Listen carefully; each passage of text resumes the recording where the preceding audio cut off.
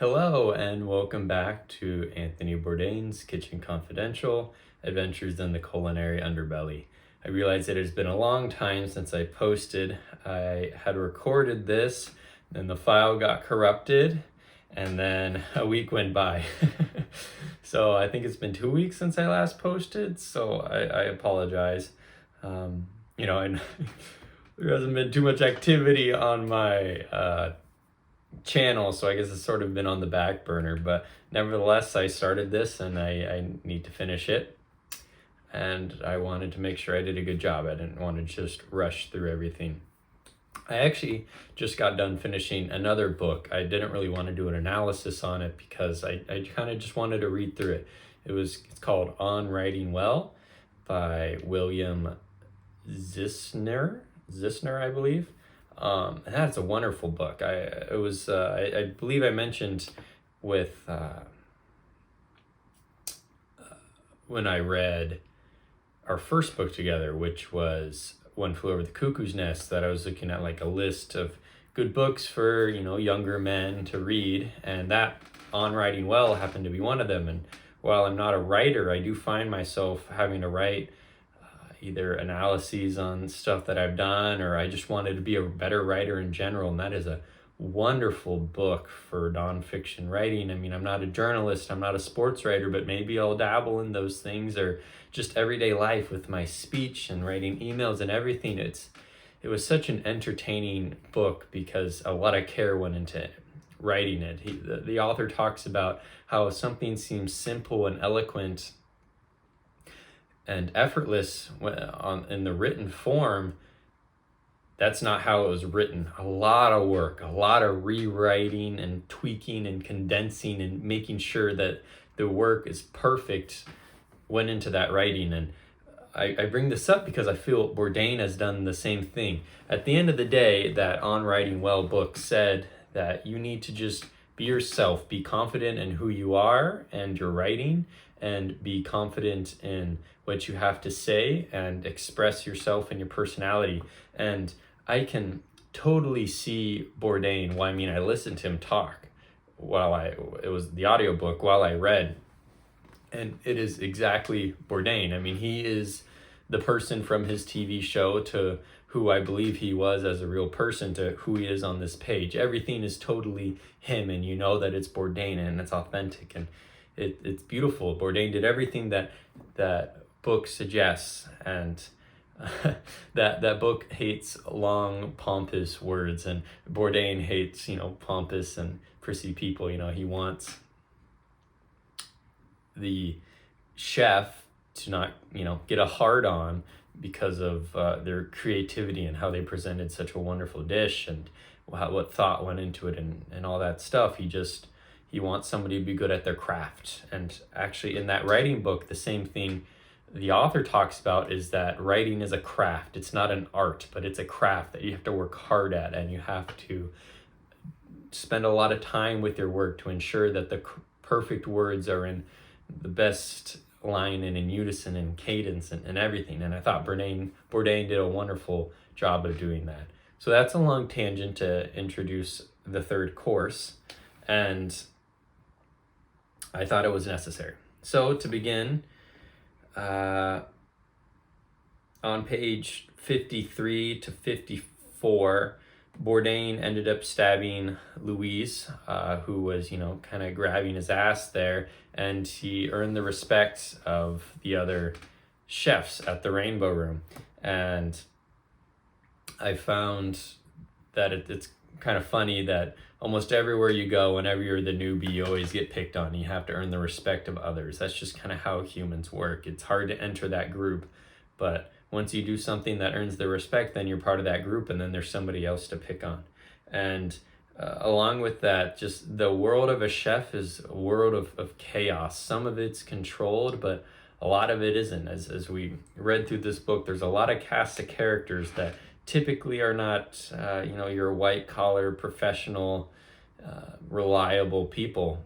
And I think that can drive a person mad. It can drive them insane, having to deal with people who don't want to stick to a schedule and who are unreliable, and finding a good team is rather difficult. So I think it makes sense why people may turn to drugs and alcohol just because they're trying to control something, because everything else isn't, they're not able to control anything. The drugs and alcohol is maybe their antidote to the chaos. And I also found it strange how something like Famous as the Rainbow Room is just, Bourdain recycling that previous night's food for the lunch the next day, and it's just not what you think it would be, at least behind closed doors. Okay, page 62. The name of this subchapter in here is Finally Happy, and I thought it was a good name for this chapter. And as we just discussed, the life of a chef is a lot of alcohol and drugs and chaos and everything. And it's pleasure seeking, and eventually it all kind of came crashing down. And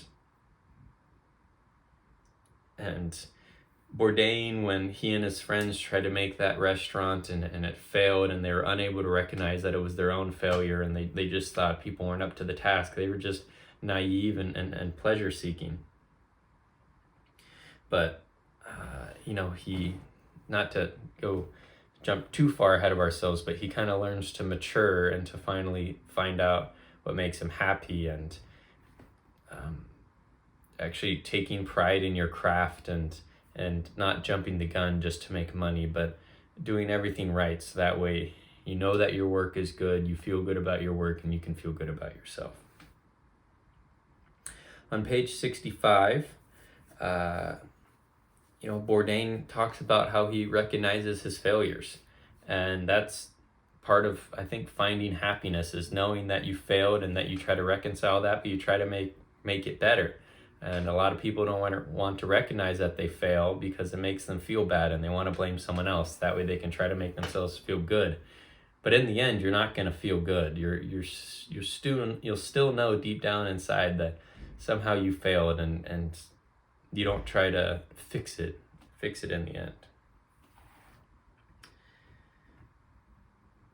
Okay, page 70, when Bourdain's talking about how, he became the chopping block guy. He had to fire a lot of people at the restaurant that he worked at. I believe was the Baltimore one. I think it's the Baltimore one, but he just had to fire a lot of people. And it reminded me of the time when my dad came home one day, and he mentioned that he had to fire someone, and the guy knew it was coming. He was not very good at his job. My dad did everything he could to help him, give him all these chances, but the guy just couldn't perform the job. It just was not for him. But it still made my dad very distraught, and it took a toll on him. And that was just one guy who knew it was coming and who knew they were bad at their job. And I can't imagine just firing people every single day, like what toll that could take on them. And no wonder Bourdain wanted out. It's a hard life to do that, let alone manage the kitchen and do everything, and to fight off the alcohol and the drugs. So page 75, Tony, Bourdain, Tony, he's worked at the mob restaurant, and he wants out. He wants to climb out of, this hole that he has dug himself into. I think he knew that he needed to change for a while. He's been bouncing around restaurant to restaurant, and I think, this is the turning point, as the subchapter's name is Finally Happy. He's actually doing something about that. I forget if I mentioned this before, but it's a quote from Lord of the Rings. Samwise's dad, Mr. Gamgee, mentions that the longest or the hardest step on any journey is the first one. And that's true. We all have these dreams. Heck, I had a dream of making this YouTube video, and for the longest time, and not just the channel, or not just the YouTube video, but the channel, and I just never did it. Because that first step's always hard. But Anthony's finally making that change and wanting to be, a better chef, and to actually take pride and care in his work. And we all have to make that decision at some point in our lives with whatever we're working on. Okay, so pages 78 through 80, Bourdain's discussing how he had that steakhouse interview. We just talked about how he wanted to make the change, but he's still full of himself. He still has that pompous attitude. The steakhouse is easy. He could, cook the meat with his eyes closed and make it perfection, and it's easy to do the meat and the potatoes. And well, for someone who's kind of bounced around and hit a lot of, some rock bottoms and actually hasn't been a part of a successful restaurant, he's very full of himself to think that he could just run this restaurant so easily. So we see that he still hasn't changed all of his habits, which you can't just change them overnight. But to think so highly of yourself when you've failed so many times is kind of shocking, to say the least. And it just baffled me by his confidence there.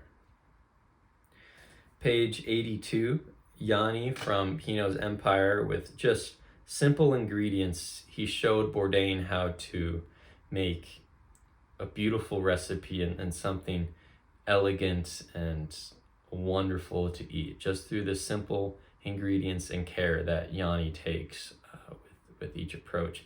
And I mean, we can apply that to a lot of things in life, but I think what it comes down to is ensuring that you're doing everything you can at the highest quality. It's not just that they're using simple ingredients, it's that there's a lot of care taken into what ingredients they're using and how that mixture is coming together. And while it's simple and not a lot of ingredients, it's all that care and time and energy that went into it.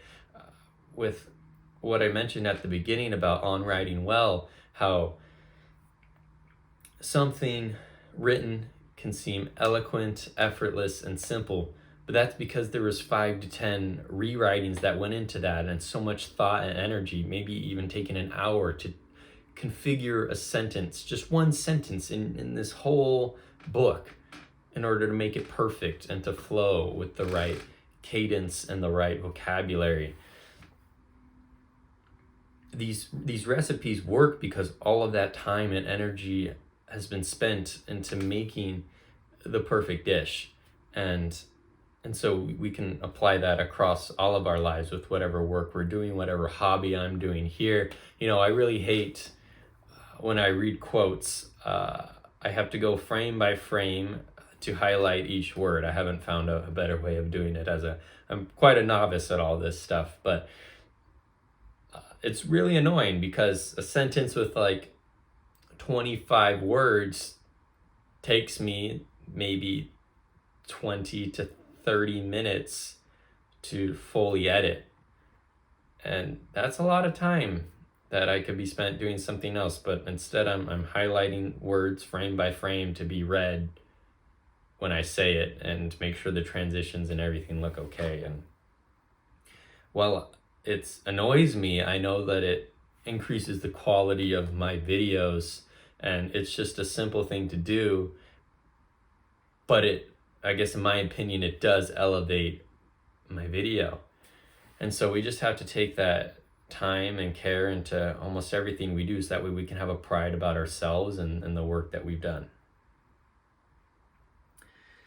Page 84, I thought it was just a funny aside.